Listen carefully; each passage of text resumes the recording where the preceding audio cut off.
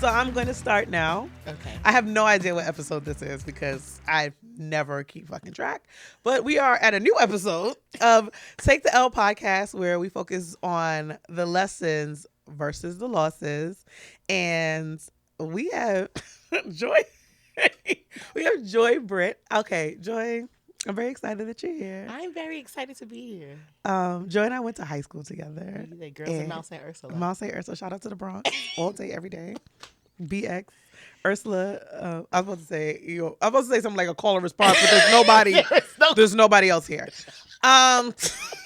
You see, this is why I take nothing serious. We went to high school together, and I specifically wanted you on here because one, you're a therapist, and I think that is a great angle to this podcast because it's technically supposed to be serious, but nothing about it is serious. But therapy's not always serious. Yes, no, I definitely talk to my therapist like she's my homegirl. But also, a lot of times we forget that therapists have their own stuff, and you have been extremely open about your own stuff and how you've handled it, and also offering that to the world for your own self and for other people's healing, which is why I started the podcast. Yes. Honestly, like I had a whole bunch of shit and I'm like, I feel like I'm telling my story.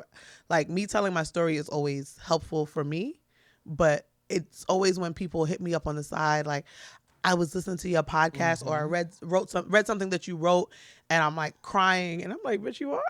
I cried writing it. Thank you. I didn't think you would. It's something about that. I'm not the only one. Yes. And like I literally put that in the first episode. I was like, there's something very healing knowing that you're not the only one. And like somebody said something to me this week. I'm going to butcher it, but I'm going to paraphrase it because I was a little drunk when she said it. But she was like, it feels like you're alone when you are on your own level. And I was like, I was in the party like, bitch, say it again. Text me this tomorrow. She didn't text me, so that was a paraphrase. But it was basically, I'm like, I feel isolated a lot. I feel alone a lot. And I realized that everybody feels that way. And this is what started this podcast. Wow. And you, I feel like, are extremely, you personify that. Like, and you're very vocal about it. So I'm not just assuming. That I say it out loud. You say that you do this. So I'm not assuming, guys. Okay. But yeah. So let's get into this. We're gonna do the icebreakers first. You know the drill. I watched. You watch. You do like, am I ready? All right. Y'all are ridiculous. Okay. So I have a new question for you. I have the usual. Okay, one for the spin because of our background. Okay. But the first one is the same top three R&B albums of your time since your birthday. So don't be like, is 1971 my time? You know it's not. You know it is not. Okay. Waiting to Exhale soundtrack. A great one. I will give you that. Thank you. Great one. Usher Confessions. Okay. Got to.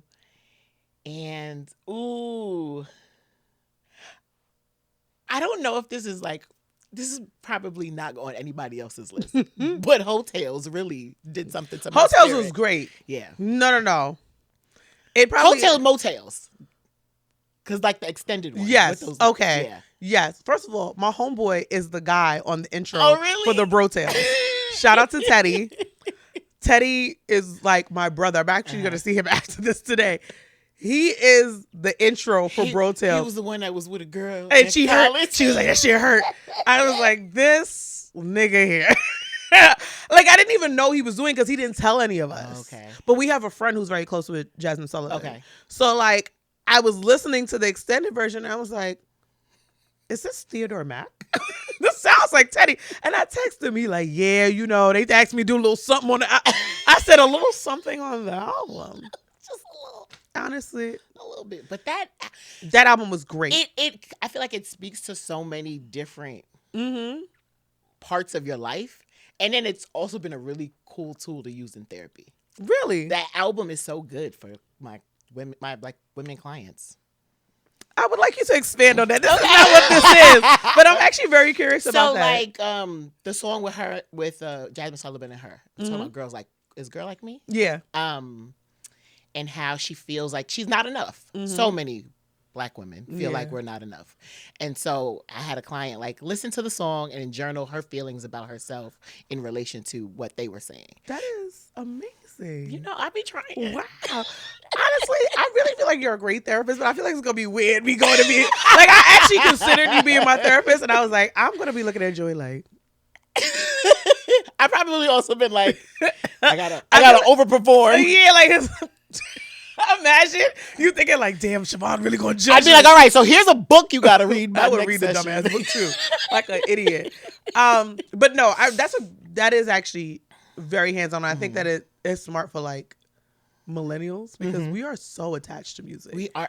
It is everything. It's everything it's for us. It's extremely hearing. But I feel like our generation, like the millennial generations, especially like linked to music. So we got music videos. Yes. Like our parents didn't have music videos. No. And like this new generation, I don't even know if they still make music videos? They do, because my friends sometimes watch them on YouTube. I'm like, there's videos to this? They're like, yeah. But they're like millennials that are still attached to music videos, like, so they look for it. We used to like rewrite the lyrics. We used to literally read the pamphlets of CD books. I loved when the CD book had the words. I'm like, oh, yes, because now I know what you're saying. Even to this day, like when I go on Spotify and it don't got the lyrics on the swipe up, I'll be like, come on down, what y'all doing over there? How am I supposed to learn the words without the visuals? I want to sing along. I love that though. And I think that's a great song too, to journal, because when they said the Fashion Nova line, I felt because I was like, there must be a different level of Fashion Nova because the clothes don't look like this on me. Like... I just got off the website. I don't go there no more. Do you have to have a certain body to get these clothes off of website? Because I don't have it. Like, I know my strengths and my weaknesses. My strengths and my weaknesses is face up right here. This is my money maker. Whole thing. I ain't got no ass. Okay, I got a little gut, but I have a great face, titties, and a good personality. Ew. And my baby hair is laid down most times. But yeah, so I love that though. Okay. Yeah. Next question. I already know the answer, so I don't know why I'm opening up my iPad. But two of these artists have to go. Okay. Two of them, all of their work, everything they've written too. By the way, I think that's the distinction I never make. Yeah, not just stuff that they perform. Yeah, it's stuff that they've written. Like they're gone. They don't exist. They do not exist. Okay. Neo, Usher, D'Angelo, Miguel, Chris Brown, Trey Songz. Frank Ocean. Stressed. I did not need to laugh like that, but your face, you look hurt. Go ahead. So I missed the whole Frank Ocean thing. I don't know where I was when he that was. That's real. When I don't know where I was, but so Frank Ocean, not attached. The rest of them are hard. I'm gonna tell you mine afterwards so you can feel better if it makes you feel better. Probably D'Angelo. Those are my two. Yeah. And I have somebody yelled at me because she was like, "What do you mean that whole voodoo out?" Like I was like, "Y'all, Brown Sugar, cool, Devil's Pie, all right." I really like Dream of Your Eyes, but I think Smokey Robinson did it first, so I can listen to that. I'm not getting rid of Usher. You can't. Chris Brown gave me Poppin' and No Guidance came out in 2019, and if that shit comes on right now, everybody's singing it word for word. This is true. The video was perfection, so we're not getting rid of Chris. He still makes music videos. He still makes music. That is probably the cocaine. He has a lot of time with his hands. I'm really attributing it to the cocaine because Chris Brown, he gave us an album with 50 songs. I actually don't think I've ever fully completed. No. Half Moon, Heart, whatever that shit is. I don't think I fully listened to every single song on it because there's 50 songs on there. That's a lot of songs. Poppin', his first album is very high up on my R&B list. It is. It's not in my top 3, but it probably is in my top like 20. Okay. Maybe even top 10. I have to really revisit that list. I'm like, top 10 list is hard. Yeah. Frank Ocean, I love Frank Ocean. But he did not write for Beyonce. He did not give me Confessions. He didn't give me No Guidance. And I know Trey Songz is problematic. I am not condoning anything that Trey Songz has done. But the Ready album.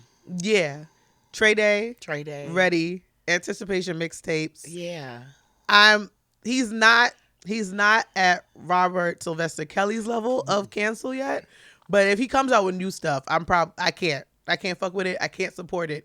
But I downloaded Trey songs on my LimeWire, all of that. So at this point, I'm already invested. I already gave him what he needed. Yeah. So it's because I still sometimes need to hear Last Time. Cheat on you, like in the middle. There was a point in my life where my friends, when we would leave bars or clubs, when I would be going home drunk, they would literally be driving or like in an Uber, and they would put on In the Middle and look at me because I would perform it word for word in the car, in every single time. You were like, okay, and now I'm on. All I would hear is the beat drop, and I'd be like, I could be, and I'm doing the run at the end too. I might have to catch a little breath in between, but I'm doing because the run. It's your time. Wow, Trey Songz, I'm mad at you too. I really am. Like every day I'm viscerally mad at like R. Kelly because I can't listen to TP2. Every day we talked about it.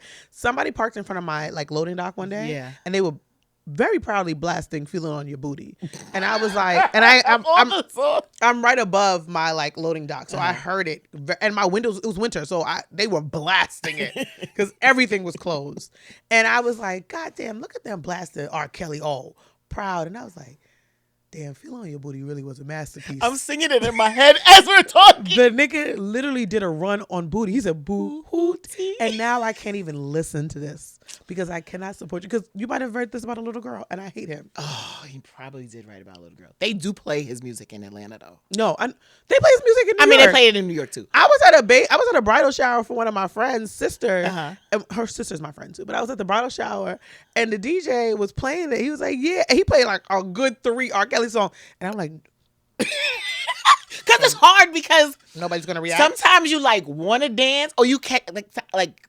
I was at, I think, a wedding or something, and "Step in the Name of Love" came on, and I realized it's a good 5 to 10 second delay because it's so innately. TP2 came out when we were in high school. Yeah. That's when I feel like the love of everybody's music really started, because then you could really go, for us anyway.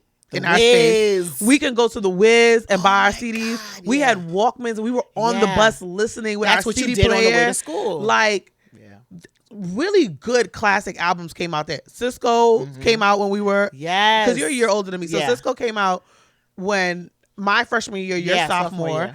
Little Kim, Notorious came out when we were in high school. Yep. Even though I was still on hardcore from when I was 12. Also, 50 Cent came out when we were in high school. Like, all of those came out when we were in high school. And I think TP2 came out when we were in high school. Yeah, I think that was right.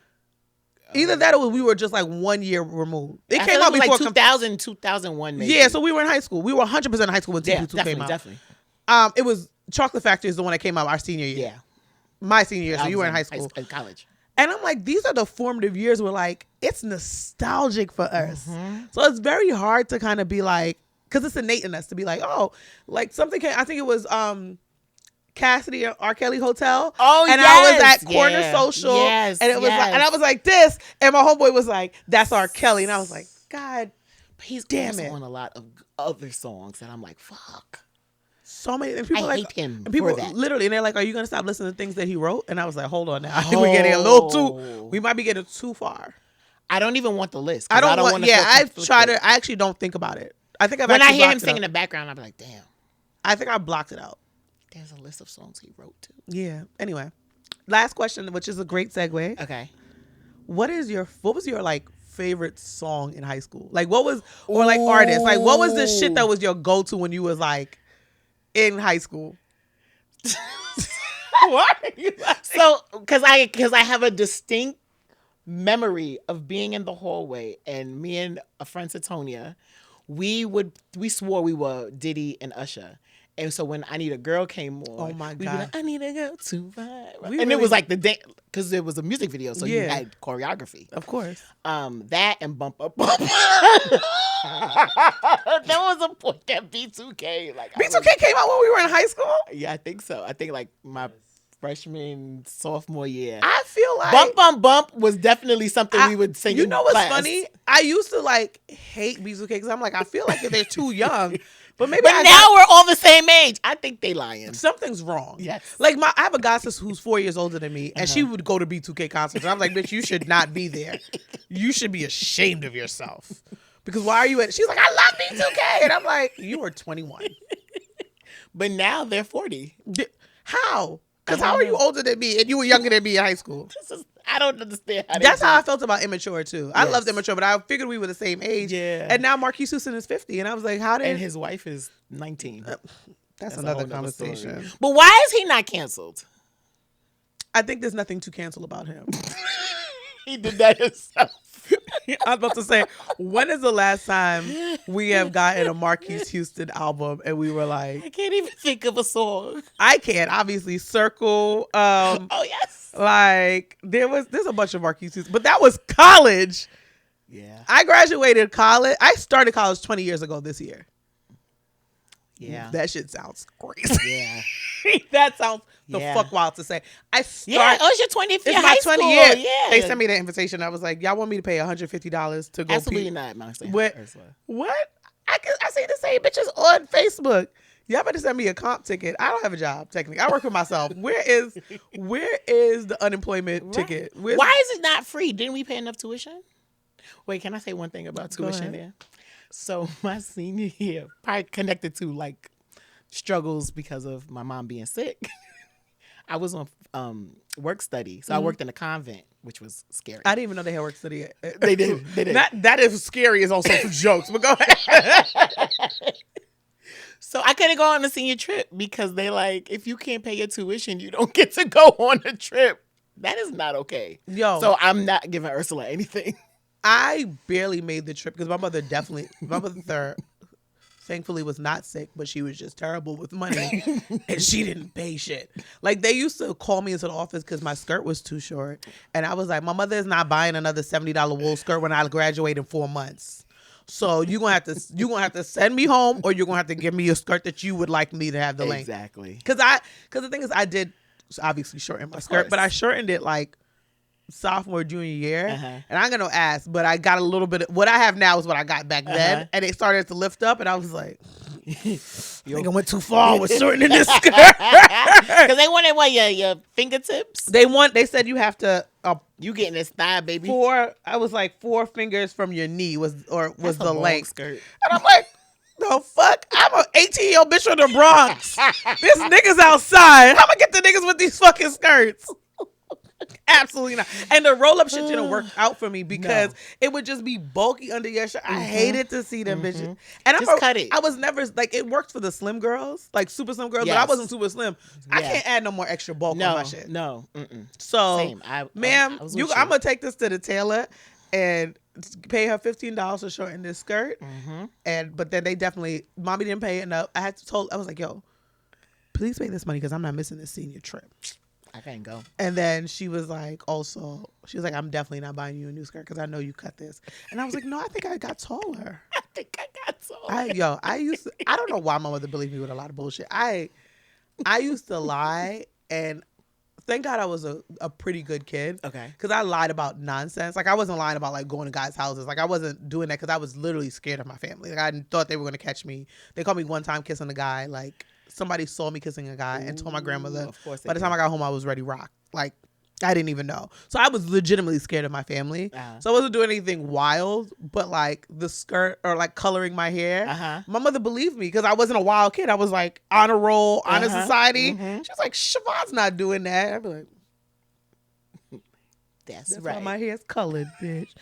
Anyway, so I need a girl and bump.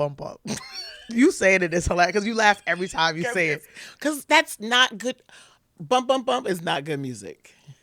It was a time though. There's a lot of music that my unpopular opinion that nobody likes to hear is Cupid wasn't a good song.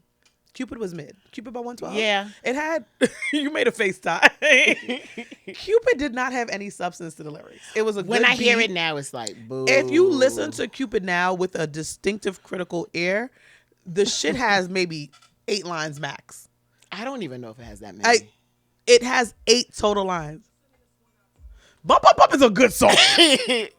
And there was a dance. There was a dance. See, because my thing was I love music videos. All I watch was music videos on TV. I still listen to them. I still do that. Vivo is my friend. Yeah, so I just like wanted to be a dancer. Really what it was. But I also danced in high school. Like I danced from maybe 5th grade up until college. Okay. And like was doing choreo classes. Like I was teaching classes. Yeah, like, that's dope. So that's why I'm like, to me, I still love a music video and like the thoughtfulness of like those coordinated dances.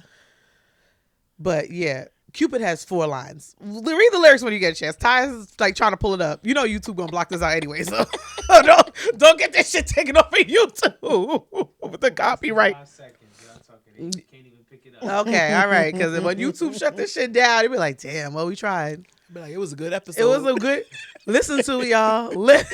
We on Spotify and Apple too.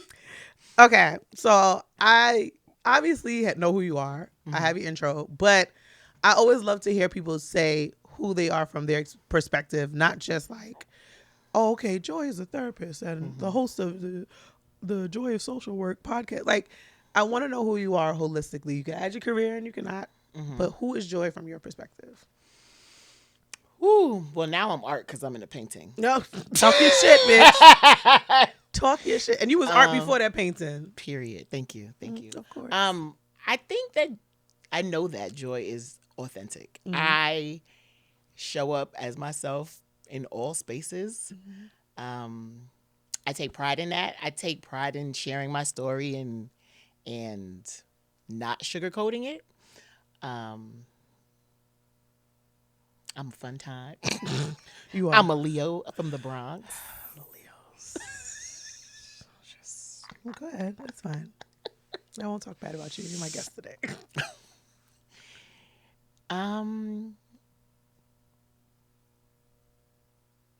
That's such a loaded question because it's like, where do you want to go with it?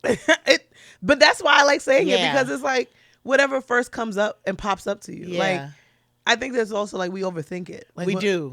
People always overthink their bios and like how like, oh, send me a short bio, and I'd be like, bitch, what? Now I got to think about who I am. Who am I? Right. But like when you think about it in like a quick way, and it's like what first is like the response, because we ain't got time on this podcast for you to write it out. You're right. I think I'm just me. I'm me. I'm a vibe. You got to experience it. I do agree with that. Alex said the other day that I was brave, and she's like really like proud of me because I'm so brave. And I said, if I probably could have not been brave because of the things that I've experienced, I don't know that I would have been. So I think life has definitely forced me to be who I am today. And I'm proud of that. I'm glad you're proud of that. Sometimes I have a love-hate relationship with that. Because I do too. People think I'm courageous and like a risk taker. And I was like, I am not that bitch. I'm telling you, my clients be talking about you. And when you tell me that, it's so weird because I'm like, tell them that it is catfish. I don't even mean for it. I don't even know how y'all get that, because I think I'm very clear that I have imposter syndrome. I don't know what the fuck is going on. But people love that. Again, it's that like, I'm not the only one. I get that. I just don't think it's courageous. I think that for me anyway, in my space, I'm like, it is not brave. Like a lot of times it's also, I'm vulnerable to a point. Like people think I am a vulnerable person, and I'm like, I'm actually not. I'm only open with the things that I've come to terms with. If you ask me about the things that I have not, if you ask me about the things that I have not accepted and in my Capricorn mind have made logical and understand why it happened or the where, like I always need to know the why. Yeah. If I don't understand the why, it's like, and even sometimes when I understand the why, I'm literally in a shell. I don't know that there's always a why in the moment. Oh, 100%. But that also is why I will lose my mind. Like people are like, oh, you're so brave. You do something. I'm like, you don't understand that when I left Twitter and with the layoffs, I still went and told my best friend to bring a Louis Vuitton bag and wallet from, I don't have a job. Why am I spending money? That is not risk taking. That is irresponsible. When my grandfather passed, I literally laid in bed and watched every single episode of A Different World and did not sleep. Niggas was like, wow, you're handling it so well. And I was like, thank you. And I'm like, I probably have slept 4 hours. Like, y'all don't. So that's why when people say it's brave, it's also kind of like, it's the resilient thing for me sometimes. Like, you're so. I hate being called strong. We are so resilient and brave. Yeah. Bitch, I don't want to be. If I had the option, I wouldn't. It's either this or the grave. So like what, or the mental hospital. And I heard they don't be serving oxtail there, so I can't go. That's just the food probably look like it's trash, and I know they don't got good music. There, obviously there are different levels of hospitalization. I can't afford the good ones. So, I went to one time, like visited somebody, and I was like, okay, maybe I need a day or two. Let me tell you, I will not be at that one. I can't afford that. I know I can't afford that one. That's the shit. I'm going to be in the low income Medicaid one where you're getting the tapioca pudding that's not Jello brand. And because I feel like that's what they give you, soft foods there. I'm sure, I clearly don't know what happens there, but that's fine. That's what in my head. So, we talked about high school. We talked about like the different levels of the journey. Mm-hmm. You said who you are, which I really do think you are very authentically yourself, which I love. Like, you show up and you make the best out of situations, and like you just are good energy. Like, even if I don't see you for a while, like I haven't seen you in so long. I haven't seen you since December. I was not even that. I'm talking about when I reconnected with you. Like, I hadn't seen you since high school probably, and I was like, my friend was like, oh, our mutual friend, her best friend was like, oh, my friend knows you, and I was like, who was your friend? And she was like, Joy, and I was like, from high school, from Ursula, and it was like, okay, you. There's a lot of people that I have that have friends from high school. Mm-hmm. But when we saw each other, it was almost like... But you have that same thing, yeah. But I appreciate that. But also, you don't feel the reciprocity all the time with people. That's a fact. So like when we got into this space, it was like, wow, we're friends again now. Yeah. Welcome back.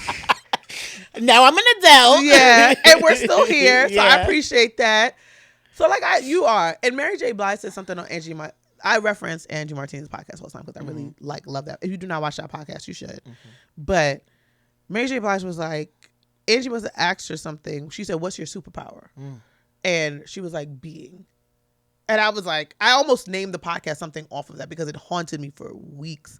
Because Mary J. Blige was like, it's so hard to just be.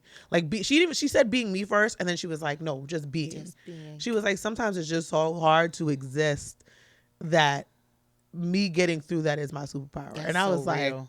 Bitch. That's so real. So I appreciate that you said, like, just being me, because I know not every day being yourself is easy. Because anyway, today's a good day. Today's a good day, but it doesn't always have to be a full good day. It like, doesn't. I was in a great mood before I got on my flight yesterday, and then right before the flight took off, I got some bad news, and I was like, I think I cried like the majority of the 4-hour flight.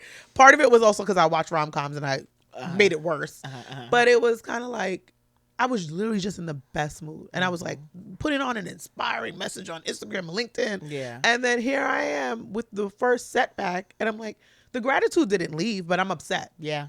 But I think that's important to know that both of those things can happen at the same time, and you can honor both of those feelings. I'm still working on the honoring part, because a lot of times, even specifically yesterday, I would say it. Yesterday when I was doing it, and I was like, you are crying about something, and you know that it's probably not for you. You are, Child, that's a word in of itself. You know it's not for you. But then there's always the part where, like, that's the thing I say for me. I'm like, what's for you is for you. What's for you is for you when I'm in a bad mood. But like, I was on the plane, and I literally was like, when you're so frustrated, it's kind of like, when are the things for me going to show up? Because it's like, all right, well, I've been keeping this mentality. I'm trying to be positive. I'm doing all the things.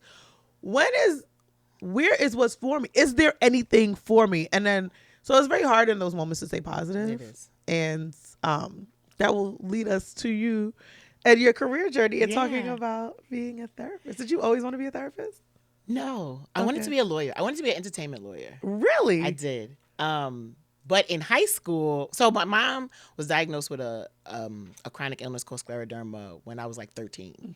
And in high school, it started to become really challenging to like get to school, because if you were late, even just a minute, you had detention. I hated that shit. So I had to help my mom get ready for work and then get ready for school and still be on time for school. Even though my father was home and retired and could very well have done something other than lay in the bed. He didn't. He felt. I think. I don't know if. I don't know. I don't know the reasons, but I'm sure it was probably because I'm a girl and he felt Yes. like he was the adult. I should help my mom. It's probably also a lot of trauma around seeing your partner sick. Yeah. I can't imagine, but Yeah, we'll also get into that as well. That's real. That's real. So I would talk to the lady in high school. Talk to the lady. I would talk to the lady in high favorite school. fucking line. I'm gonna call the lady. Yeah, don't worry. I'm gonna talk to the lady. I'm gonna talk to the lady. So I talked to the lady in high school because I was really struggling with like being mad that my mom was sick and knowing I couldn't do anything about it. And like doctors couldn't do anything about it too, so which was even more frustrating.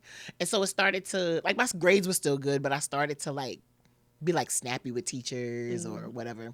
And then I got sent to the principal's office. It was just like this whole downfall. So, but I still never wanted to do this work. Then fast forward in college, I didn't know what the hell I wanted to do. And at that point, I didn't want to be a lawyer, but again, I didn't know what I wanted to do. I got this postcard in the mail about like, do these things sound like you? And I was like, oh, this sounds like me for a human services major. So I went to a session. I took a few classes and I was like, oh, I want to be a human services major. I want to help people. But I'd still, like, that was so broad. Didn't really know what I wanted to do after that. But then I was like, oh, that lady that I used to talk to in high school, I want to do that for kids. I want to like be somebody kids can come to and feel like they can keep going or like they have somebody that, even if they're just like complaining, there's somebody to listen to them. And then I worked in a high school. I worked in an elementary school. Then I quit my job a few days before the pandemic happened. I know 4 people who did that. And I'm like, I think if I knew that the world was going to shut down in like 4 more days, I probably wouldn't have done it. But I think I had to do it that way. Again, everything happens for a reason. Everything The happens for a universe, reason, the universe conspires Yeah. with what you want. Yeah. Shout out to the alchemist. Yeah. So I already had a private practice, but I was doing it part-time. So now it's like, well, shit, this is what you're going to be doing. And so it was in March of 2020, April 2020 was really like building up my practice.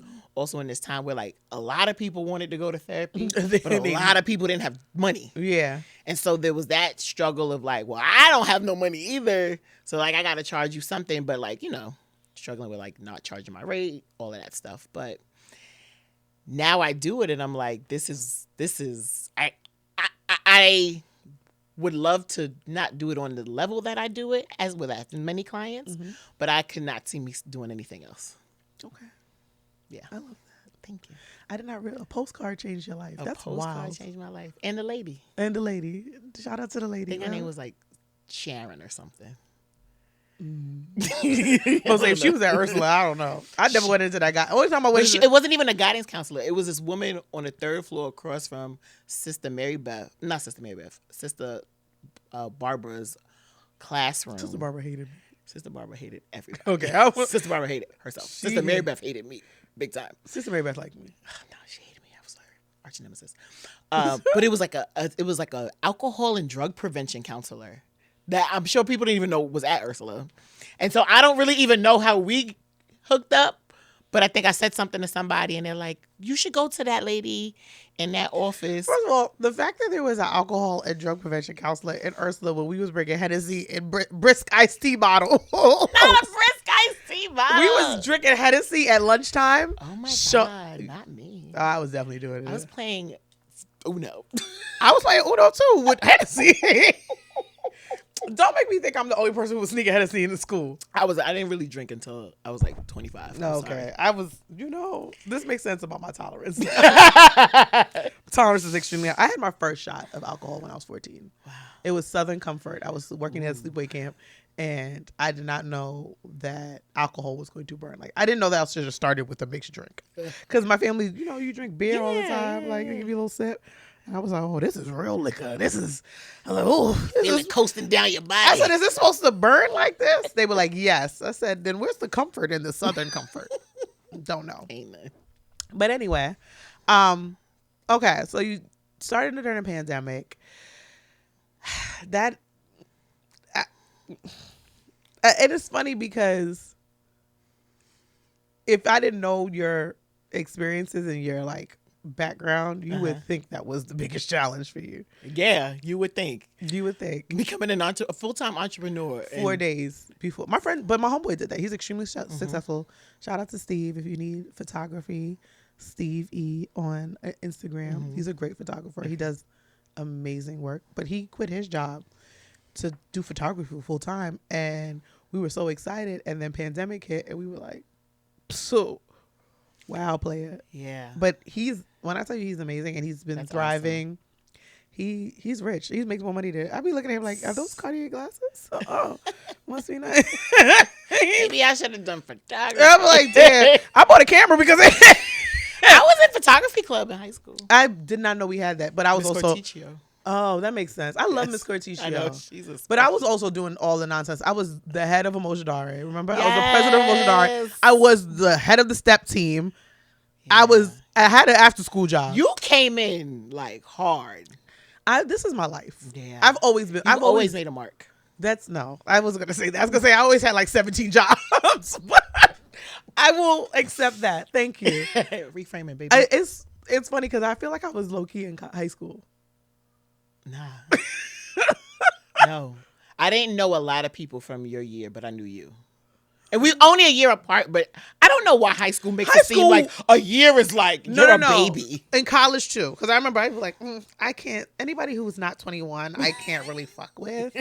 Like, you need at least to have like 27 matriculated credits. Thank you. Like, it's something about that time warp when you were younger. Yeah. Now it's like, oh, okay. Somebody was asking me like, what's the limit on somebody I would date? I'm like, yeah, you bring me a little 48-year-old nigga. I'm good with that. They're like, that's 10 years. And I was like, I'm 38. It's 48. That seems like okay. I don't want to date anyone 28 though. Yeah. Whoa. No, please. I talked to somebody who was 31 and I was like, that they have a good heart though. I don't think they listen to this podcast either. But they have a good heart. But yeah, so this is the part, and I was struggling with writing your questions. I was struggling with doing that because a lot of your challenges are around death and loss. Yeah. And I am very sensitive to death and loss. So I'm like mentally preparing myself because I was like, I'm going to cry during this podcast. I don't know when it's going to happen. So just prepare yourself, but it may happen. Okay. But I want you, so you for context, we talked about your mom. Mm-hmm. You've lost your mom, your dad, and your partner. Mm-hmm. Like, you had a viral picture with your partner at one point. Like, I remember did. Yes. I remember. And then it turned into an evil meme. I can't. I don't remember what the meme was. Because I blocked the negativity out. Yeah. But so it was your mom first. My dad first. Your dad first. Which is crazy because my mom was had sick been for so long. Yeah. And my dad used to always, old man from South Carolina. My dad used to say the sickest don't always die the quickest. But he used to also say that he wasn't gonna live long. And we'd be like, you're like one of those evil old men that's gonna be around forever. You know? Like they never die. Mm-hmm. I'm like, God damn. Yeah, it's always the angry ones. But no, like one day he just didn't wake up. And it was like he didn't have anything pre-existing. I mean the usual. Like not something that was crazy that would indicate that this would happen. No, not really. I mean, my dad was an alcoholic, but I feel like that's not. I know. Look at Seamus. Like I know alcoholics that live like forever. 90. So nothing really stood out like this is going to be a thing that killed him. Mm-hmm. It could have been stress. It could have been seeing his partner sick for so long. They were like financial stuff. Because of my mother, like he was retired and my mother couldn't work, so stress kills. Mm-hmm. So it could have been that, but there was no like cancer or something you could like pinpoint and say like that was what it did it. Mm-hmm. Okay, so that shit was like super surprising. And when did that happen again? August 19th, 2009. 4 days after my 25th birthday. I was about to say that you're a Leo, so that's right by your birthday. It was 4 days after my birthday. I had taken off for my birthday. I was going back to work that day, and my mom called me and was like, I think your dad is dead. And I said, girl, what is you talking about? You think he's dead? I was like, what are you talking about? She was like, he's not breathing, and he's not moving. But, like, I think she was in shock. Okay. So I was like, did you call 911? That's who you need to be calling. And yeah. I mean, I get it, but 911 is not gonna be my first call either. Yeah, because I'd be like, who can I call over? Because maybe I'm bugging. I think she thought she was bugging. Yeah, I think she thought she was bugging, and she needed like confirmation from somebody. I think she needed confirmation. Also, from somebody else. who wants to go through that alone? And who wants to? Yeah, you're her child. Yeah, your only child. Yeah, I'm my mom's only child. Yes. Yeah. So, okay. Yeah. So 4 days after your 25th. 4 days after my 25th birthday, and because my mother had been sick since I was 13, I'm like, there's gonna be a point in life where I'm not gonna have parents, and that hit me. Okay, that is. I think about that a lot because my dad passed. Right. My dad passed before I was even born, and like I be looking at my mother. My mother, I love Sharon to death. I love Sharon to death. She get on my goddamn nerves. My mother is no. My mother is a level of lunacy that everybody else sees. Okay. Like people be like, she doesn't listen to the podcast either, so I can say this. My mother is actually. What if she's like, I'm gonna tune into this one? I literally block her from my stories. Okay. I don't even think she knows I have a podcast. Okay. Like, truly. But I will say, my mother is probably one of the most selfless people I know. She will do anything for everybody. She puts her kids first, probably to a fault. Like, but now that she's older and we're older, it's like she did everything for us. Her and my stepdad have separated. So now it's like still us. And we're like, but girl, no. Please do something else. Yeah. We actually don't want you all up in here. Right. Do your own life. So, but I think about that often. Like sometimes I used to be really scared as a kid. Like I would wait for her to come home from work. And if she was late, I would start bawling because I'd be like, she's dead and now I'm an orphan. And my family would be like, there's just traffic on the 95, girl. Like that's really all it is. So for that to be very real for you, I know that was probably at 25. And I think it's funny when people are like, when you're like in high school or whatever, and you're like, I can't wait to be 21. I can't wait to be 25. 25, you're still trying to figure it. Unless you were one of those 25-year-olds who got shit together. At 25, I was still 25? Trying. I don't know. I feel like people 38, and I don't think we ever going to have our shit together. I agree. I don't know. I feel like people who live in them like small towns, by 25, they have 7 children. They've been married and they for still 6 don't have years. it together. They don't, but there's a viral tweet my homegirl is in, and the first one is like some girl who we don't know. And she's like, I hope I'm not 30 still trying to figure it out.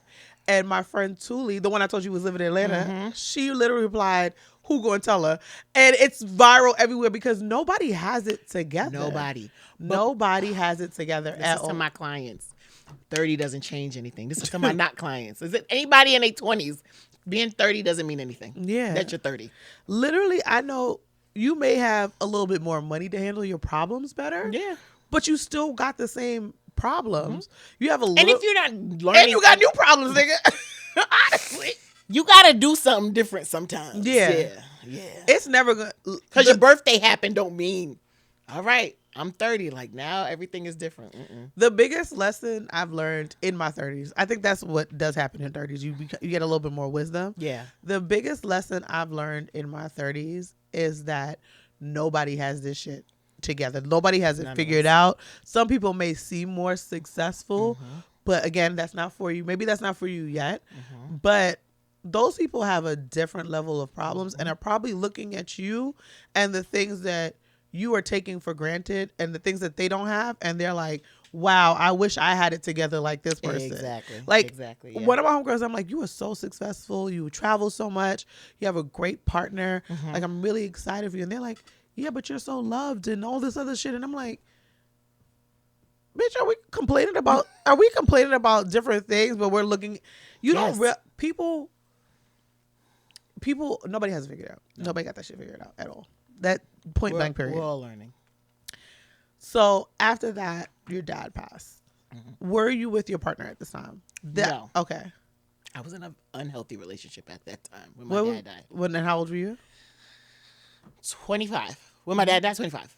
Because your dad died a few months after your mom. So my dad. Your mom. My mom died June 2011. Okay. So less than 2 years. Apart. Okay. But were you with your partner? Were you with Raheem at the time? No. Okay. Were you still in that unhealthy relationship? I was. Damn, those unhealthy relationships be living like roaches, don't they? God damn. Go away. But yeah, I mean, And I think there was a level at this point now was a level of comfort in like somebody knows my parents. Yeah. Somebody knows my parents and like then you understand me because you've met them. So you hold on. Too long. Child, the most long. But Yeah, so then it's like, if I break up with him, I'm gonna also lose a relationship. Yeah. Now I'm by myself. None of my friends have. Some of my friends I had met. I had one friend that I met who her mom had died. But all of my other friends had parents, whether they had a relationship with them or not. They had parents, so nobody could even understand like where I was. And so I was like, I'm all alone in this world. I'm an orphan at 26, stressed. Then that relationship does end because he had sex with somebody in our bathroom. And I was like, I can't stay here anymore. I'm laughing because I just realized I am not a better person yet. Because the anger that just flashed in the fact that you aren't in jail shows that you are a better person. Can I tell you why I'm not in jail? Okay, please tell me why you're not in jail. That I found that out in December 2012. Okay. I graduated May of 2012. Okay. And I sent a text message apparently to my friends. I don't remember really this. But I said, I don't want to use my MSW in prison, so I'm not going to stab him. And that's the only reason why. I did not want to use my new degree because I was in grad school when both of my parents died. So I'm very proud of you because I'd have been like, there's some bitches in jail who need therapy. They do. But again, I wanted to work with kids at the time. And I had just lost both of my parents and finally graduated. And I'm going to lose it all for him? Nah, you just got to leave. And you can never have access to me in that way again. I am very proud of you. Because, baby girl, I would have been in the jail. Penitentiary. The thought, I'm thinking of literally, and I feel bad for any of my old joints right now because I'm literally like thinking about old joints if they did it. And I'm like, if I see these niggas in the next 72 hours, I might be liable to hit them just thinking about the fact that and most of them and I didn't live together. And you had sex with somebody else in y'all bathroom. I'm going to move on from that. Okay. Because what we're going to focus on is other laws. But not, yes, but also obviously we weren't friends at that point. We didn't know each other. We knew each other, but we weren't connected. But every time you talk about Raheem, it's like Rashim. I'm saying Raheem. It's okay. Please, guys, it's the tequila. Every time you talk about him, I'm very happy that you got to experience that in a lifetime. I am. Thank you. Because some people don't. Yeah. Ever. Yeah. And I know that sometimes when it happened, it's probably very hard to look at it like that. And I think that you have looked at it like that now. Yeah. But I don't know the full story there, so go ahead. And obviously nobody does. We're on a podcast. Yeah. I'm talking like we had dinner. God damn. Okay. Like, so what happened, girl? So he and I met in 2013, really. But, I was like out and about and living my life. And he came into we were at like we have mutual friends there in a group and they were having a performance. And so he came in with one of the guys who can't talk to me when his wife is around. I'm telling a lot of information. So I just assumed that was his friend. And I'm like, oh, well, he's cute, but you friends with such and such who can't speak to me because his wife is crazy. So we met again in February of 2014. And he like came over and was like, oh, I met you before. And I'm like, I don't know who you are. And he's like talking to me and my friend. It's giving Leo Bronx. It was giving very Leo Bronx. And he's like, where you from? I'm like, the Bronx. He's from Brooklyn. And he's like, oh, you from the Bronx? So you know how Brooklyn and Bronx people, usual dialect. So, but we were like speaking the whole time. And my friend is like, so you going to give him your number? And I was like, why? She's like, 'cause clearly y'all are interested in each other. I said, that was clear to who? Not to me. But We ended up exchanging phone numbers. The next day he called me on the phone and I was like, oh, he is different. This is so funny. I hate when men call me. I do now. I hate when they call me, but the thing is, if they call me and I like talking to them, I usually end up like dating them for a long. Like when they call me, I'm like, oh God, here we go. Text me. But no, that is different though. Yeah, so he called me and then so we spoke for a while and then we didn't talk the next day and I was like, what happened? And he called me the day after that and then it just kind of like took off. We would like hang out in groups at first because again we had like mutual friends. Then we went on our first solo date bowling because I feel like that's what people do. I went on mad first dates bowling, so I can see that. And then then we like spent the night together, which was a lot on the first date, but I don't know, maybe it's not. You talking to the wrong bitch. God, no. So when people say like, I don't do that often. You shouldn't have sex on the first date, I'm like, I think it could work. I know niggas who've gotten married off of sex on the first date. So it hasn't been me clearly, but I don't do it that often. But you know, so and then it was just like this like really healthy, beautiful relationship. But when you've had an unhealthy relationship for so long, it was hard. Like he would often say, I am not him. You cannot make me pay for what he did to you. And I had to really work hard on not doing that because everything was a trigger. Also, like that transition from like 20s to 30s, some of my friends was in unhealthy relationships or like starting new relationships. So if anything happened, it was also a trigger. And he's like, just because it's happening to your friends doesn't mean it's happening with us. So, but it was a very beautiful relationship. Because even like I said, when we first met, I was like not sure if he was interested, or I didn't even know if I was interested. It was just kind of like we're having a conversation. But the moment I was like, oh, he really fucks with me, I turned 30, and I said, oh, I usually spend my birthday with my friends, especially since my parents died. And he was like, oh, well, I want to like do something for you, and I'm like, I'm not gonna hang out with my friends on my birthday. Oh my God, like end of the world. He ended up surprising me with a dinner and all my friends with it. Because we get to the restaurant and he's like, I have to put a blindfold on you. And I'm like, nigga, I can see the restaurant. I'm confused why I'm putting the blindfold on. Why would he put the blindfold on? While we was in the car? I don't know. It's okay. It's all right. It still works out. So we get in a restaurant and we take it off and then like all my friends are there. And I was just like, you really care. And you like listen and he was always like that, very thoughtful. He paid attention to the things that I said. It was a very different experience than I had before. And like you said, I know a lot of women who had never had that. And so they were like, wow, like. There was a meme that, I hate that I refer to memes and gifts are just a lot, but here we are.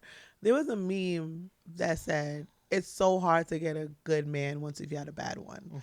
And I have dated good guys. They weren't for me, but I have dated good guys, thankfully. And it is very hard because you're always scared.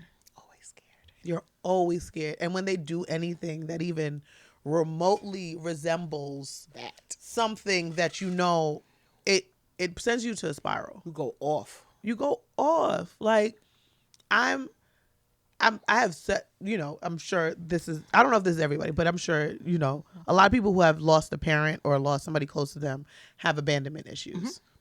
I feel like it's like the first thing that happens. Yeah. I have terrible abandonment issues. I know that I'm working on it. Shout out to the lady. But like a lot of people I know, a lot of partners I've known know that. So like when they would want to upset me, they wouldn't call me for days. And then I would literally go into like real anxious attachment and lose my mind and all that. And I remember when I was dating somebody who, we're actually still friends, like he would not talk to me because he needed a minute to cool down, which is fine. Right. What wasn't your best option, not telling me you needed a minute to cool down, but maybe, you never had somebody who needed that. Right. I was like, oh, okay, I would be ready never to speak to somebody again because I'm like, if you are leaving me, I am not going. If I think you're leaving me, I'm shutting down. So like once we didn't talk, I'm like, oh, we're not dating anymore. Unfollowed him. We just like, And he was like, well, I looked at you and you unfollowed me, so I just assumed we were done. And I'm like, yo, this really could have just been A a conversation. conversation. Like, we had a conversation a few months later. And the like dating time had passed. Yeah. But I think about how many times like I've probably shut down on somebody Mm-hmm. because they did something that like was reminiscent of something else. Yeah. And I'm like, I probably missed my husband. I did not. Obviously, what's for me is for me. Again, Right, but right. it's real. But it could have been a way to get closer to like understanding yourself a little differently. Yeah, I think I've taken everything. Mm-hmm. I've taken something from every relationship, situationship, Yeah. encounter. I know that I'm right a lot of times. I'm a Capricorn. I'm a lot right at times. But I one thing that I've learned as an adult is just because I'm right about something doesn't also mean I'm not wrong about it. Ooh. And that is the thing that I had to learn. And I was like, wow, I hate that about myself, because when you're right, it's not an absolute that you're not wrong. Exactly. And I'm like, oh, all right. Mm-hmm. Wow. Discernment. Hate it here. But yeah, so you've come into this space. Y'all have dated. You are acclimating to this new healthy relationship. Mm-hmm. What happens? Are you please do not make me cry?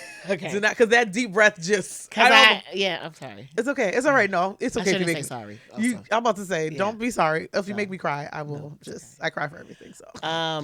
So beginning of 2017, we start talking about like what's next, and how long have y'all dated at this point? 3 years. Okay. And like my family loves him, I love his family loves me. It's just like my friends. It's like everything is like perfect. Mm-hmm. What like as perfect as a lot of us had seen at the time. So we're like, okay. I was like, I really want a baby. I want to get married. He's like, I want those things too. I want to like be different in a different place in my career. He had just finished school. So he's like writing down his goals and getting married, and the baby was on it. Then I run the Brooklyn Half Marathon, and later that day he calls me. He's like, I'm not feeling well. He's like actually like leaning over in the backseat of my car, because he's like, I'm in so much pain I can't drive. So I go pick him up. We go to the hospital. We're in Brooklyn. I don't know Brooklyn hospitals. Apparently didn't go to one of the best hospitals. And they ended up doing like an emergency surgery, but he was fine. Mm-hmm. So that was on a Saturday. Sunday he said his leg was hurting. Monday, I was like, if your leg is still hurting, we're going to go back to the doctor. Monday, his leg was still hurting. We go to the doctor, because now I'm Googling shit. And I'm like, we need to make sure it's not a blood clot. Mm-hmm. We go to the doctor. They run all these tests. And they're like, no, you're good. Just come back Friday for an appointment with the vascular doctor. He makes an appointment. The week passed. Alex and I are like, we going to go out to happy hour Friday, because I've been sitting in the house being a nurse. This is my thinking. Mm-hmm. He had an appointment Friday. I'm texting. I text him. He didn't respond. Talk to his mom. She's like, he passed out. So I'm like, what's going on? I'm calling her. She's not answering. I'm texting her. She's not answering. She's like, I think you should come to the hospital.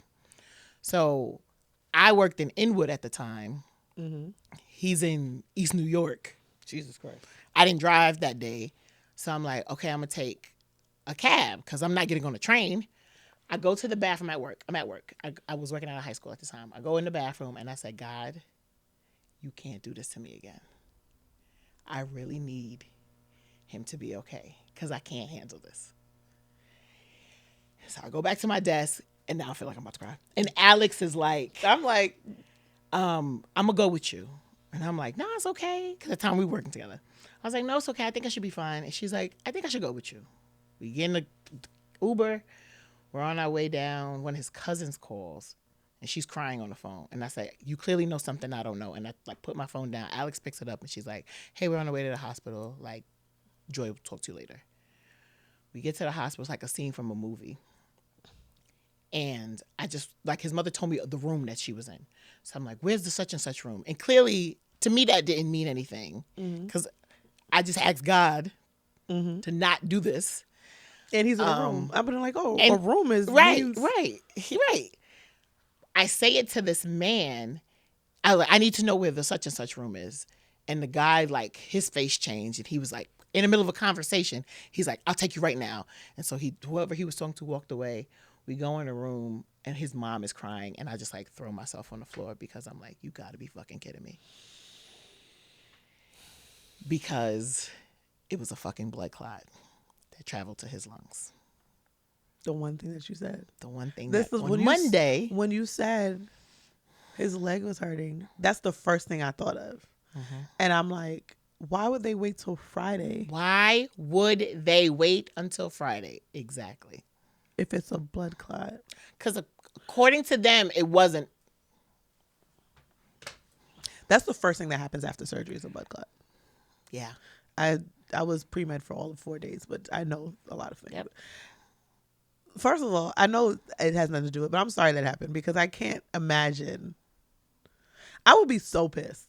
How pissed were you after? Like, at the world, I mean.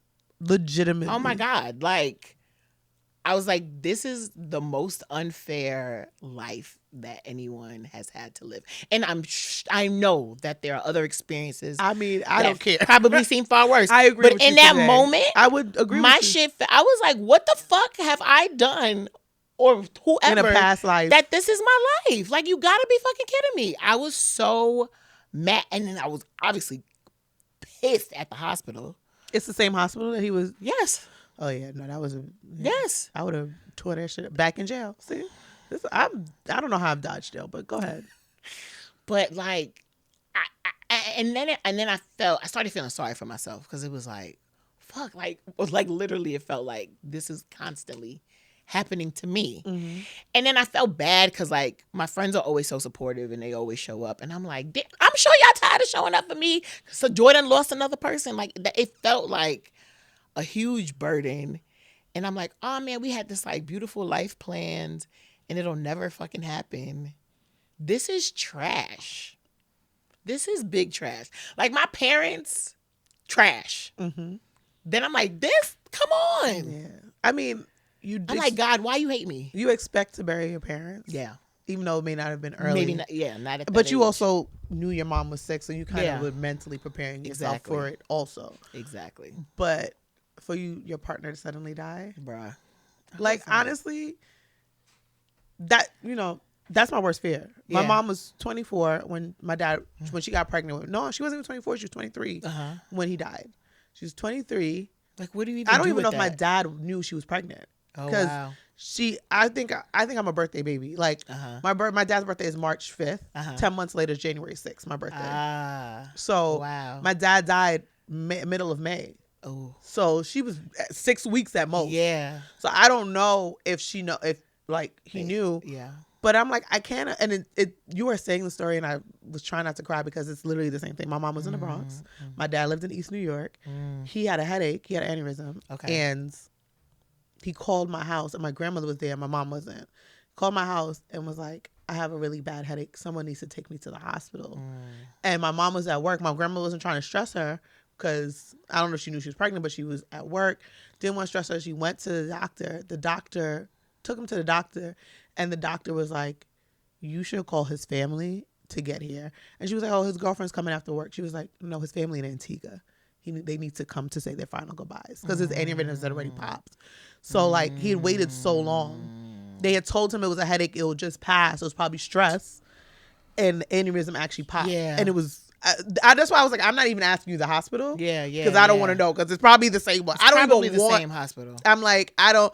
But as you're saying it, I'm like... I'm sure it's the same. I'm like hospital. literally swallowing down tears because, and that's another conversation about Black people in healthcare that this is not the podcast for, but it's kind of like, at what point are you going to believe Black people when they don't feel well? Like, why? That was 2017. It wasn't like, my dad died in 84. So obviously we have made significant strides. It could easily have been a misdiagnosis. But in 2017, blood clots you should have been able to see Yes.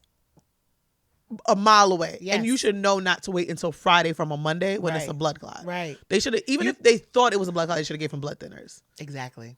Exactly. I'm not a medical professional. I know that. Instead of just saying, elevate your leg and maybe wear compression socks. It was like, it could have been prevented. It could have been. Which is also a whole another level. conversation. Yeah, but that's I think the part that I always like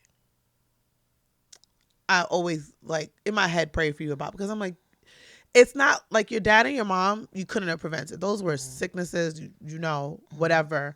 But like your partner, losing them in a preventable way, that, and for you to go and be able to use your story and like be like, all right, to get past the anger. Yeah.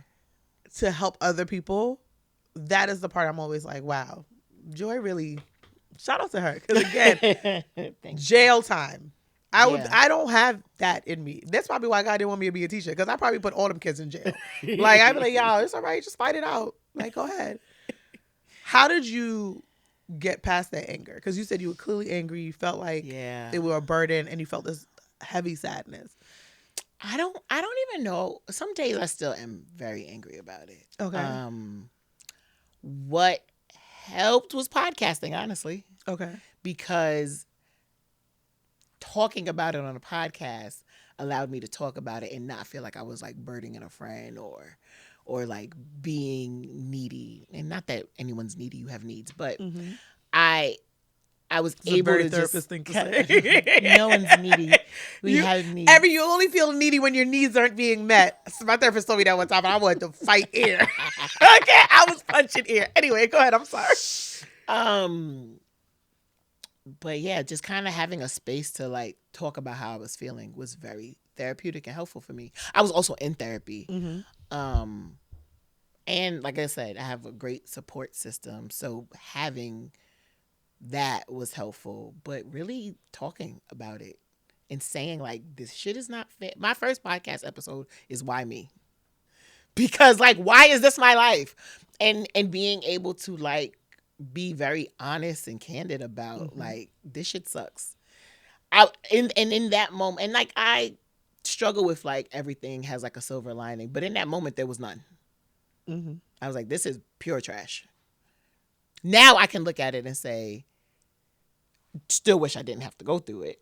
100%. And me having experiencing that and telling my story has helped somebody else to know like they could be okay. I think that when people they only see the silver lining, they're missing the point. I agree. And they are also very unhealthy. I was going to say, I actually worry about those people the most, because those are the people that are delusional. And we all know I love a little good hint of delusion. I mean, delusion get you through. Delusion has supported white men in their careers for quite some time. But again, another podcast. I think delusion is good, because it also, there's a thin line between delusion and hope, and like delusion and courage. Yeah. Because that will get you further. You believe that you can do these things because of the delusion. Absolutely. I think that there's a little healthy level of delusion. When you are fully delusional, to be like, everything is great, I live as when it's clear. I can't even complain about it because everything is wonderful. Yeah, like those people scare me the most. Yeah. Because I'm like, those are the people that I feel are going to like harm themselves because they haven't like actually addressed it. Because I have a family member who actually, that's what I think about. Family member, she tried to commit suicide. She was unsuccessful. Me and my sister laughed about that. We shouldn't have laughed about it. We're terrible people. No. My sister called me. She was like, so your aunt tried to commit suicide and she didn't. So just want you to know that happened. I was like, damn, that's how the delivery. And I was like, we shouldn't be actually laughing about this because it's actually a problem. But thankfully she's here. Yeah. But she was definitely one of those people who would like send us WhatsApp messages and went, it's such a beautiful day. Thank the Lord for that. We're breathing. And I'm like, and then maybe it's a trigger, but everybody who is just too positive, super positive, not even being like, yo, like I say, I'd be like, I can't complain. I could, but I'm not. I'll say that because I'm like, I want you to know that it's not perfect. It's not perfect. And it literally is never going to. It can get better. It can get better. There's going to be pockets of happiness. Yeah. But if you are expecting a life of consistent joy, well, I think you have consistent happiness and consistent ups, then you are setting yourself up for very low lows. Because when it hits, it's going to hit you hard. Everything is going to be a low. That's not up here. Yeah. And then that's why gratitude is important. Yeah. and the disappointment is going to beat your ass. Because that was a point for me too. When I realized that like everything is not going to be Lisa Frank stickers and rainbows and unicorn. I used to love Lisa Frank. I say that often. I don't know why, but even with friendships, like when, like I tell my him, like I don't want friends that think there's only gonna be parties and memes and stuff like that, because as you get older, there are gonna be losses. It's not just gonna be bad days with jobs. Your boyfriend broke up with you. Is my friend gonna be up in the road with me when it's my mom's funeral? Like, that's real. Are you going to? I'm about to cry. I didn't even think about. Whoa. Are you going to be there? And luckily, I have friends who I know will be, but life is not all Lisa Frank stickers and unicorns and shit. So if you're not mentally prepared for like today could not wallow in it, but today could be a bad day, or like this bad day is not equaling a bad life, or this bad moment in my day doesn't mean my day was bad. Yeah, like and again, I don't know if it's a therapist in you or or it's just who you are, but I really appreciate that that's like been the messaging that you have been spreading with the Joi of Social. So please tell us about the podcast. Okay. How you obviously started it, but like, and you said it's helped, but what made you think of that? Because I'm like, I would never think. Well, I can't say I would never think because clearly we're here, but I wouldn't. You did. I wouldn't have thought like I wouldn't have associated with trauma. I did not think of the podcast. Okay. So I have a friend who was like, because I mean, I'd go on Instagram and make a story like, today I feel da da da da, like, and she's like, I think what you're saying is important and should be said. I don't think that's the platform to say it on. Have you ever thought about a podcast? And at the time, I think I only really listened to like The Read. Mm-hmm. And I was like, shout out to The Read. Yeah. That was, I feel like that was every black person's first podcast. We was like, yes, Kid Fury and Crystal. Like, we love, shout out to The Read. And it's still going strong. They just had their 10-year anniversary. I'm very proud of them. Yeah. I don't even know them for real. Like, but I'm proud. It's so dope. Yeah, I feel like they led the podcast realm especially for black creators. They opened the doors. Yeah, they did. Trailblazers. So she's like, listen to a few podcasts. I think this is what you should do. I think it would be really helpful for you and other people. And I was like, I don't care about other people right now. If you think it'll be helpful for me, I'll try it. I'm like, it's just like talking, but no one's talking back to me. Because at the time I was like, am I going to have guests? Maybe I'll have guests sometimes. Because scheduling guests can be challenging, I'm sure as you know. That's why I didn't put a cadence on this. I'm like, I'm not telling people every 2 weeks. The fuck? Because I'm lying to myself and these people. So right. So we talked about like how often could I do. She was like, I think it needs to be consistent. So like every week. I said, this is 2018. This is the end of 2017. So this is a few months after he died. And I was like, girl, I can't guarantee anybody anything every week. Every week. I said, let's try every other week. And so it aired January 21st, I think, 2018, which was a few days before my mom's birthday. So it was like special at the end of the timing. And 5 years later. 5 years later. You on tour, girl. I'm going on tour. You have stops. I have stops. And you've done this all yourself. So it's not even like, oh, you have a production company funding it. Like, you're doing this all yourself. Shout out to you. Shout out to my friend Christine. Shout out to Christine. She gave me her laptop and bought me a mic when I first started. And she was like, just record it and text me when you're done and I'll put it on the internets. She did all of that stuff.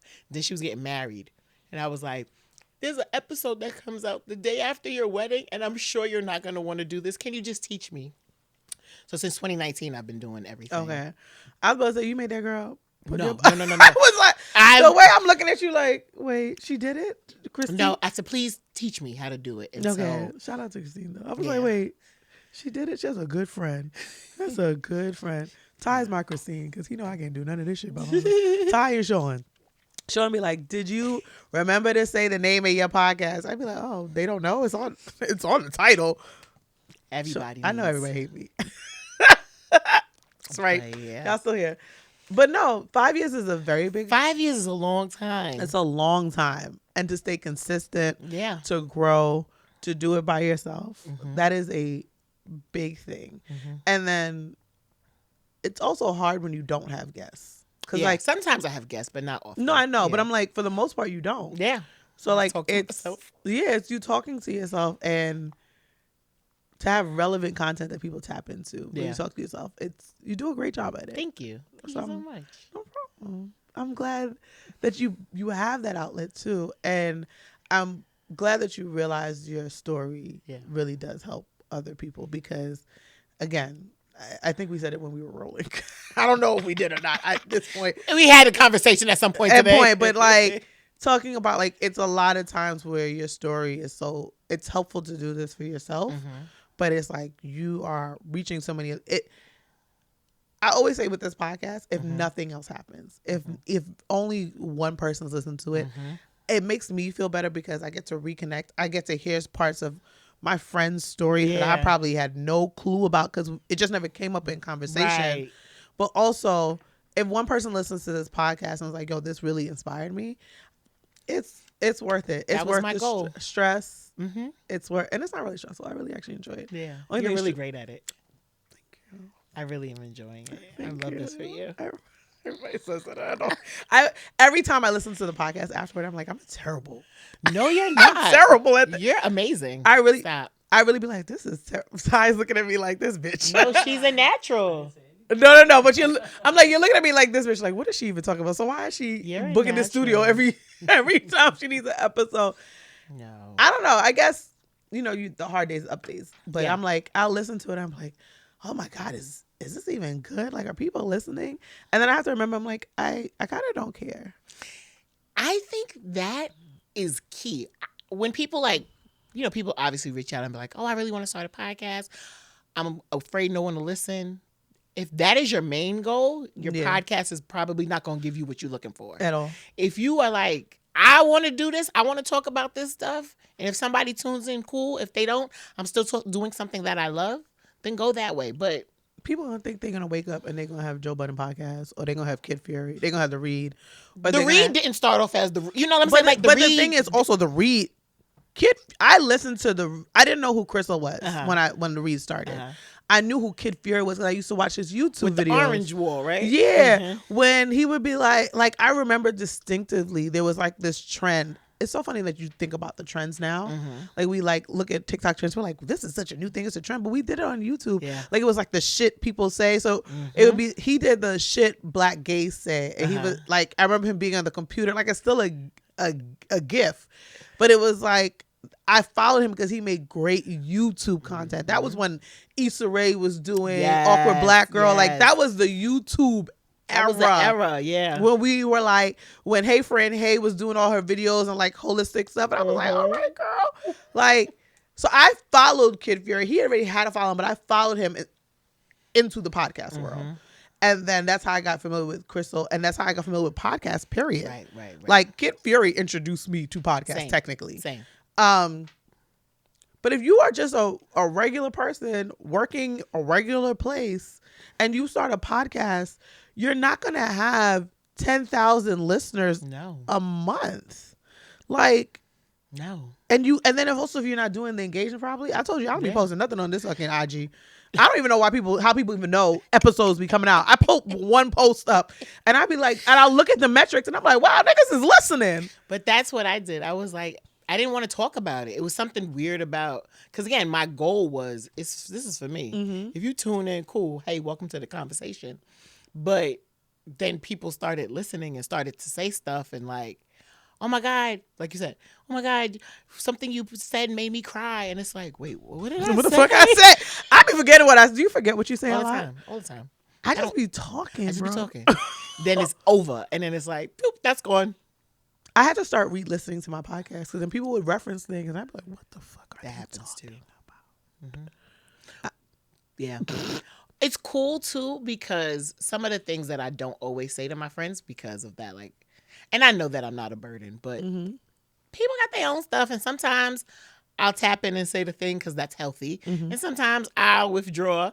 But my friends sometimes use that as like a checkup on me thing. You said these things. Who were you talking about? Or like, do your friends get mad that you say it onto the podcast and not to them directly? I don't think now. I think in the beginning it was like, My friends do sometimes. Like when why I would write. why would you say that? You know you can always come to me. And I'm like, I know I can. But also, Next time maybe. yeah, my friends had to have a conversation with me one time because I don't think of it. Like I feel like I tell them everything, but also I get that.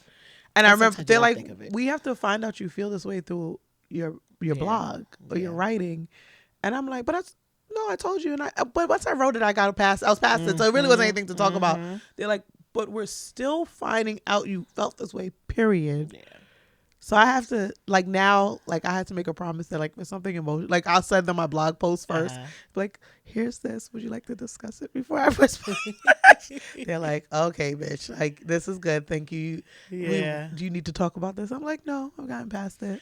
Yeah, I've gotten better with being like, I'm having a bad, because I like, when I, last year, I got into this real, like, not great space. And I was like, I'm not telling anybody. And no one has any idea. And now I live in another state. So I should say something. But, so since then, I've really been conscious of, like, having the conversations out loud. I'm proud of you because that's not easy. Especially when you are someone who is the go-to for other people to have those conversations. Yes. So I'm glad you're taking care of yourself. Thank you. Are you happy? That was a very loaded question. I'm sorry.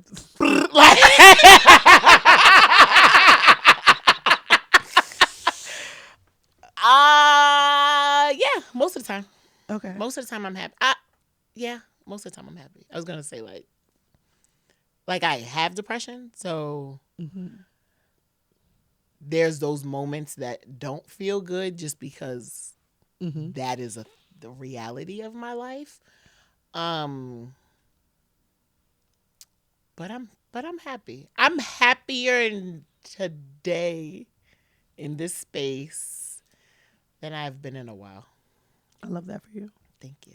I pray that is a long living feeling for you. Thank you. Are you happy? Most days. These last few months have been tumultuous. You asking me, this is not my therapy session. You caught me, bitch. Wow. You tricky hoe. Most days, I think that I'm very attached to what my life was supposed to look like. And I never wanted to be an entrepreneur. I never wanted to have my own consulting company. I never thought I was going to be 38 and single, living with a dog in Yonkers. But I'm here and I'm very grateful for my life. Yeah. I wake up every day extremely grateful. Even if it's bad days, I'm grateful for the lessons eventually. Happy is a strong word. I will say I think I'm happy. If it's definitely more than 50% of the time. Yeah, definitely. But I don't know that 100%. No, it's definitely not 100%. Like I would be lying to y'all. That's crazy. We shooting for stars. Like I would lie smooth to y'all face if I said I was happy 100% of the time. Yeah. But I think that the moments that I catch myself not being happy, I turn to gratitude. So even if it's not full happiness, it's taking me away from the sadness. Because people think I'm a happy person all the time. It's actually same. Ugh, hate it. I hate that. Also, then my name is Joy, and so shoot me in the face sometimes. Yeah. Like, it's nice. So. It's nice, but like people are like, oh my god, you're such your name, and I'm like, in this moment, but catch me crying in the corner. It's I will say a lot of people think I'm always happy, so it also becomes very isolating because people don't check on you. I live in Yonkers with a dog. I'm not very close. Like I love living in Yonkers. It's a lot of space. I have a pool that overlooks the Hudson. I enjoy my place. Yes. I miss living in Harlem because I miss being able to go across the street and walk to Alex or Amber's and just spend Sunday on the couch with them. Because the days when I do feel like being social, the accessibility to my people aren't. And I have friends in my building, but one of my homeboys, he's very adventurous. He just be out. He be like, I'm going to a moment by myself. And I'm like, okay, well. I'm watching Hulu right now, so I'm not leaving. And then my other homegirl who's very close in the building, she has a boyfriend. Okay. And like there's no problem with that. Yeah. Like I go chill with them too, but Yeah. it's also like I want to give them their space. Yeah. So sometimes it gets a little isolating, and Yeah. then those moments I'm like, I'm by myself. I work here. I have no man. Oh my gosh, my friends are all living their life.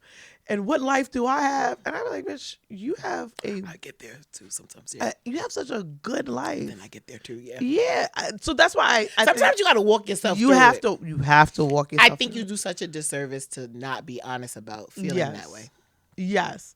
And it's really hard because the part I struggle with, and we're going longer than I wanted to, but sorry. No.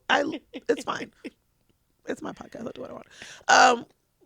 The part that I struggle with is how do you tell people that you feel this way without it. I don't want people to think I'm a hater because I'm so happy for my friends.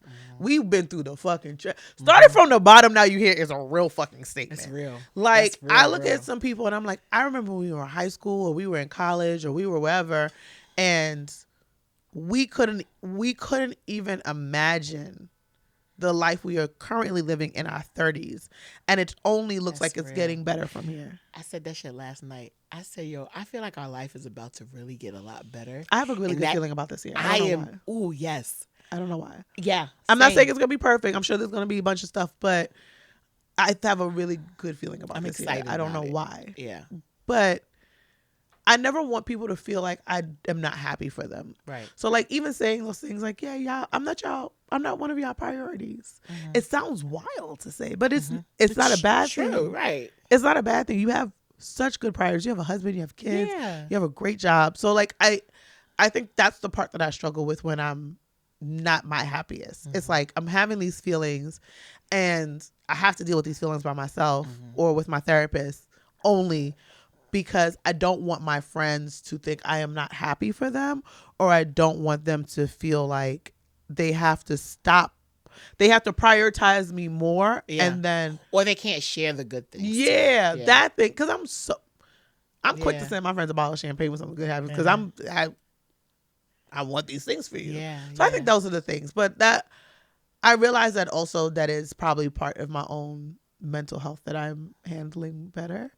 And just making sure that like when they come around or these feelings come around, I talk myself through it. Because somebody told me a while ago that I don't know the power of my own voice and the power of my own like self. My old therapist told me that. Yeah, it was like, and I was like, and then I remember I think it was my old therapist who actually had said it to me too. And then she was like, your voice is so powerful for others. Why would you not think it doesn't work on yourself? Woo! And I was like, this. I wonder if this is the same lady. No, she was a lady in Cali. She disappeared during the pandemic. I actually hope she's okay because I have not spoken to her. Oh, wow. Like the sessions just dropped off the calendar because we were in person. And like she was older, so I don't know if it was virtual. But Yeah. I pray all the time. I randomly think about it. I'm like, please, Lord, let her not have been taken by COVID. Oh, man. I hope she's okay. I'm gonna look her up actually one day. Yeah. But she that's said that real. to me, and she was like, "Why would you think it doesn't work on yourself?" And I was like, So I'm so glad you're doing this I and was like, everything else that you're doing. "Child, I'm glad that you are." I have my days. Okay, so what are you most proud of yourself? Ooh. Don't ask me the question back either when we're done. The fuck. This is, Are you saying because if I do, you're not answering? I'm it? not answering. Okay. I'm not. I will not. I was thinking about this last night on my way home from the painting unveiling. I'm most proud that I didn't give up on myself. There were several moments in life that I wanted to, and I'm glad that I gave it another chance. I am too, because that's real. That's very real. Should be hard. Things be hard. Let me also say this, and I'm sure you don't need this validation. Things are hard, period. But what you have gone through is extremely hard. So people have those moments when they can't find parking. Like, if I can't park, I'm like, God damn it, was I even supposed to record this episode today? Yeah. So those things are hard, Yeah. period.